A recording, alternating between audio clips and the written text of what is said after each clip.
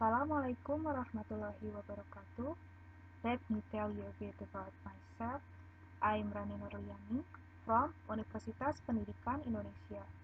In this opportunity, I would like to present about problems of online learning and the use of information and communication technology in physics learning at Sumedang, West Java. First, I will explain to you about the crime. During the COVID pandemic, fundamental changes were made in the implementation of basic learning. Learning in school and practice in the laboratory can no longer be done because of the rules of self-isolation and physical distance. Basic learning is currently replaced through online learning and the use of ICT. This of course changes the way the teacher teaches content. For this reason, teachers must adapt to delivery of content using various learning modes based on the online learning. Also, students must be prepared with online learning and using technology. However, students are faced with several challenges, both technical problems and learning problems. Current learning conditions force various parties to follow the path that can be taken, and they choose to use technology as an online learning medium. The role of government is very important in determining policies with the national education system.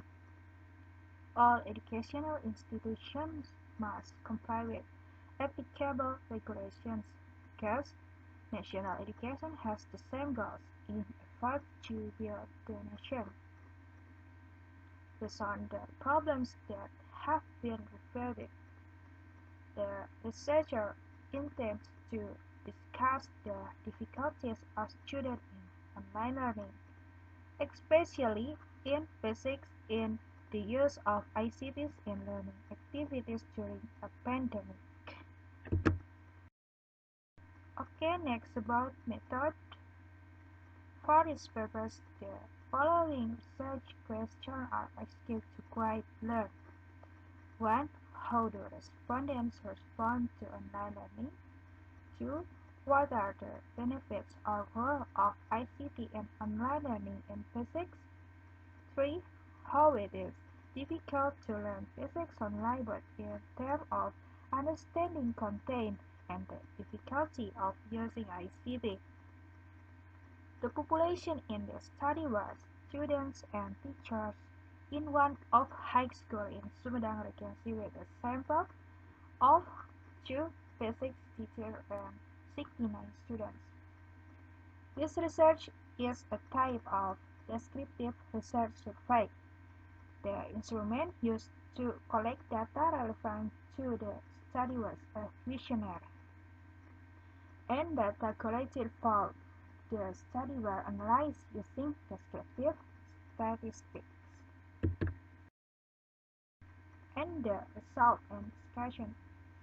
This section presents an analysis of the data that have been collected. The first result showed that 58% to 91% of respondents agree with the statement above. The biggest percentage is 91% strongly agree with direct learning compared to online learning. Most of the respondents state their son is more agree with direct learning than online learning because learning methods require students to understand the material that must be learned by themselves.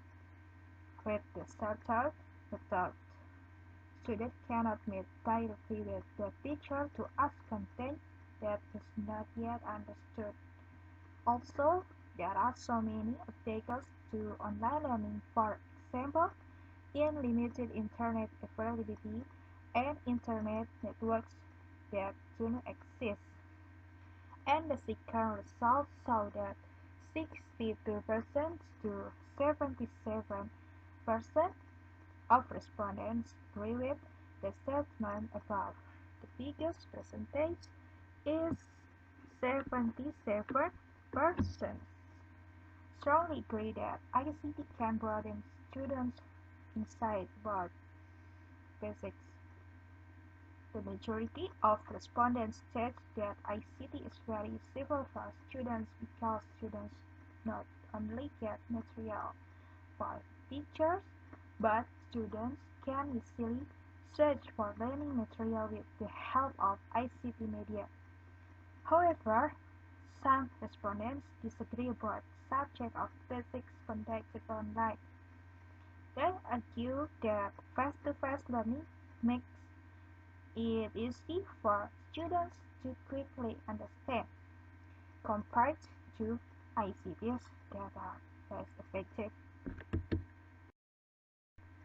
And based on the results of the following survey, ICT applications that are often used in basic learning are presented in Figure 1.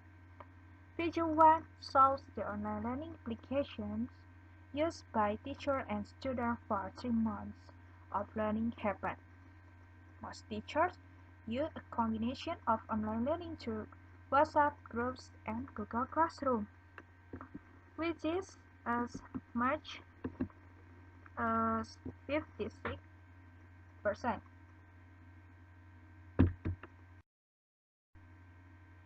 Okay, and then the third result show that 68% to 88% of respondents agree with the statement above. The real percentage which is 88% strongly agree that economic problems are a factor in the limitation of internet access that can hamper online learning. The majority of respondents said the limited internet access was the main factor, and the difficulty in understanding the content of most respondents. That the basic had to practicum activities, but because of online learning, practicum did not exist. In addition, with online learning, space for activities is limited. Unlike direct learning, usually, if there is material that is not understood, students can ask questions directly to friends or teachers. Finally, conclusion is the response of respondents to online learning is that online learning can facilitate the learning process and mentoring. In addition, ICT can expand students' insight about physics. However, there are several obstacles in online learning, including 1. The limitation of question and answer activities. 2. Students are more difficult to manage learning time. 3. Many assignments. 4. Lack of ICT facilities. 5. Difficulties in using ICT. 6. Limited internet access. 7. Internet networks are sometimes unstable. Based on the findings of the study, it is recommended that the first one, future online learning requires teachers to be more creative in utilizing ICT media to reduce the assignment method that is too much for students. And the second one, teachers can make electronic books with various representation and can facilitate the practice of basic online with virtual simulation. And the third one, and for the government to strengthen the distribution of internet networks throughout Indonesia so that they can support the success of online learning. Okay, that's all about my presentation. Thank you very much for your great attention. Wassalamualaikum warahmatullahi wabarakatuh.